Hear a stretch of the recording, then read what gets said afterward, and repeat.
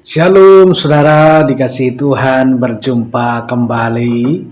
Doa dan harapan kami kita semua sehat-sehat dan diberkati oleh Tuhan. Saudara, hari ini kita masuk dalam materi yang ke-10 dari seri 12 murid Yesus dengan fokus kepada Yudas Tadeus, murid yang sering terlupakan tetapi menyimpan pesan kesetiaan yang kuat.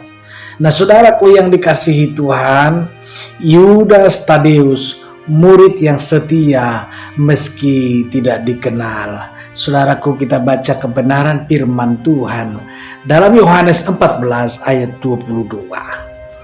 Kata Yudas, bukan Iskariot Bapak Ibu ya. Kata Yudas kepadanya, "Tuhan, apakah sebabnya engkau hendak menyatakan dirimu kepada kami dan bukan kepada dunia?" Ketika mendengar nama Yudas, saudara, banyak orang langsung mengingat Yudas Iskariot, sang pengkhianat.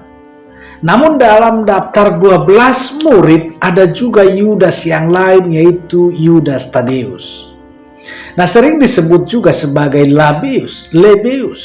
Meskipun tidak banyak muncul dalam Injil, Yudas Tadeus memberikan pelajaran berharga tentang kesetiaan diam-diam, saudara. Saudara, nama Tadeus berarti berani. Nama Tadeus berarti berani atau hati yang lembut. Sementara Yudas adalah nama umum di zaman itu, saudara, yang berasal dari kata Yehuda.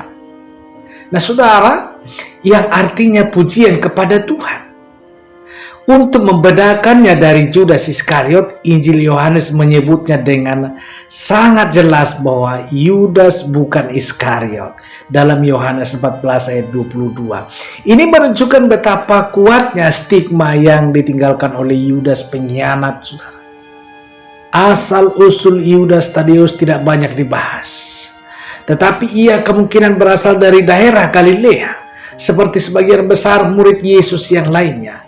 Beberapa tradisi Kristen menyebut bahwa ia adalah saudara dari Yakobus anak Alfeus dan disebut juga sebagai saudara Tuhan, Yudas 1 ayat 1. Meskipun penafsiran ini masih diperdebatkan, saudara. Saudaraku, Yudas Tadeus hanya satu kali berbicara dalam seluruh Injil, yaitu dalam Yohanes 14 ayat 22. Di sana ia bertanya kepada Yesus, "Tuhan, apa sebabnya engkau hendak menyatakan dirimu kepada kami dan bukan kepada dunia?" Ini menunjukkan bahwa meskipun jarang disebut, saudara, Yudas Tadeus adalah pemikir yang serius dan peduli akan misi Tuhan di dunia. Pertanyaan itu muncul dalam konteks percakapan tentang kedatangan Roh Kudus dan janji kedatangan Yesus kembali. Saudaraku, Yudas ingin tahu mengapa Yesus tidak menyatakan dirinya secara terbuka setelah kebangkitan. Ini adalah pertanyaan misi dan strategi. Mengapa hanya kita yang tahu, bukan semua orang? Yesus menjawab dengan menjelaskan bahwa kasih dan ketaatan membuka jalan bagi kehadiran Allah dalam hidup orang percaya. Artinya, Bapak Ibu, pewahyuan Yesus bersifat pribadi dan relasional, bukan sekedar spektakuler. Jawaban ini juga menjelaskan strategi kerajaan Allah yang bekerja pelan tapi dalam, lewat hati yang percaya dan taat. Saudara, menurut tradisi gereja awal, bahwa Yudas Tadeus memberitakan Injil sampai ke wilayah Edessa yang sekarang bagian dari Turki dan Persia bersama dengan murid-murid yang lainnya. Simon orang Zelot, ia memberitakan Injil sampai akhir hayatnya. Ia diyakini mati sebagai martir dengan cara dipukuli dan akhirnya dipenggal di daerah Persia. Nah, saudaraku, Yudas Tadeus juga diyakini sebagai penulis surat Yudas, kitab pendek di Perjanjian Baru yang menekankan pentingnya mempertahankan iman dan mewaspadai ajaran sesat. Saudara, gaya penulisannya tegas, menunjukkan bahwa kesetiaannya tidak lemah lembut, tetapi berani dan tajam. Saudara, kesetiaannya tidak lemah lembut, tetapi berani dan tajam.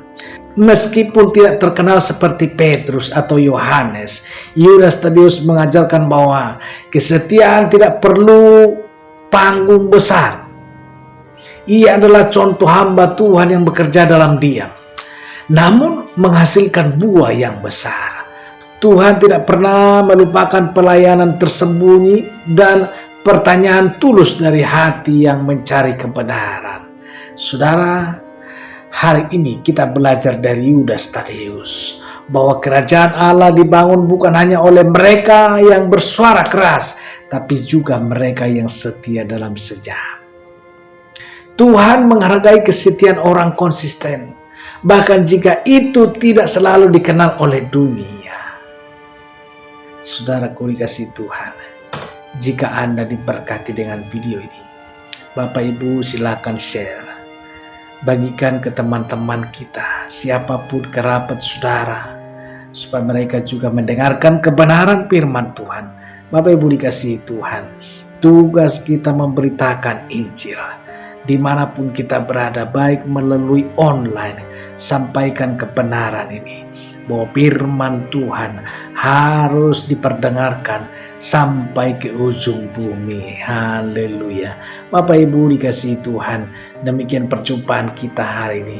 Mohon maaf Bapak Ibu apabila video sebelumnya suaranya kurang bagus. Mohon maaf Bapak Ibu, dan ke depan kita akan lebih perbaiki kembali. Tuhan Yesus memberkati dan sampai jumpa dalam video berikutnya. Bapak Ibu dikasihi Tuhan, kita akan membahas beberapa murid Tuhan Yesus yang lain, yaitu Simon orang Zelot dan Yudas Iskariot. Nah, ada banyak hal yang kita pelajari dari beberapa dan setiap murid Tuhan Yesus. Bapak Ibu dikasihi Tuhan, nanti bertemu kembali dalam video berikutnya. Haleluya. Amin.